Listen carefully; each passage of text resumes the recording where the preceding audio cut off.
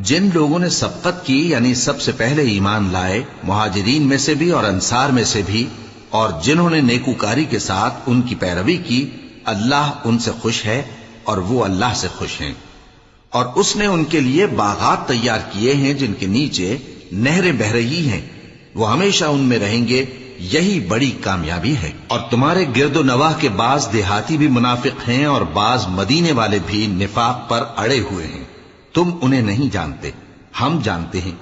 ہم ان کو دوہرا عذاب دیں گے، پھر وہ بڑے عذاب کی طرف لوٹائے جائیں گے۔ اور کچھ دوسرے لوگ ہیں کہ اپنے گناہوں کا صاف اقرار کرتے ہیں، انہوں نے اچھے اور برے اعمال کو ملا جلا دیا تھا، قریب ہے کہ اللہ ان پر مہربانی سے توجہ فرمائے، بے شک اللہ بخشنے والا ہے، مہربان ہے۔ ان کے مال میں سے زکوٰۃ قبول کر لو کہ اس سے تم ان کو ظاہر میں بھی پاک اور باطن میں بھی پاکیزہ کرتے ہو،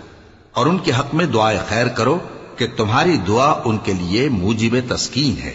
اور اللہ سننے والا ہے، جاننے والا ہے۔ کیا یہ لوگ نہیں جانتے کہ اللہ ہی اپنے بندوں سے توبہ قبول فرماتا اور صدقات و خیرات لیتا ہے، اور یہ کہ اللہ ہی توبہ قبول کرنے والا ہے، مہربان ہے۔ اور ان سے کہہ دو کہ عمل کیے جاؤ، اللہ اور اس کا رسول اور مومن سب تمہارے عمل کو دیکھ لیں گے، اور تم غائب و حاضر کے جاننے والے کی طرف لوٹائے جاؤ گے، پھر جو کچھ تم کرتے رہے ہو وہ سب تم کو بتا دے گا۔ اور کچھ دوسرے لوگ ہیں جن کا کام اللہ کے حکم پر موقوف ہے، چاہے وہ ان کو عذاب دے اور چاہے معاف کر دے، اور اللہ جاننے والا ہے،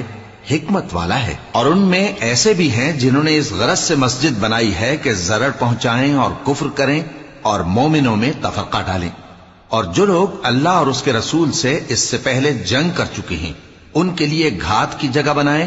اور قسمیں کھائیں گے کہ ہمارا مقصود تو صرف بھلائی تھا، مگر اللہ گواہی دیتا ہے کہ یہ جھوٹے ہیں۔ تم اس مسجد میں کبھی جا کر کھڑے بھی نہ ہونا، البتہ وہ مسجد جس کی بنیاد پہلے دن سے تقوی پر رکھی گئی ہے، اس قابل ہے کہ اس میں جایا اور نماز پڑھایا کرو۔ اس میں ایسے لوگ ہیں جو پاک رہنے کو پسند کرتے ہیں، اور اللہ پاک رہنے والوں کو پسند کرتا ہے۔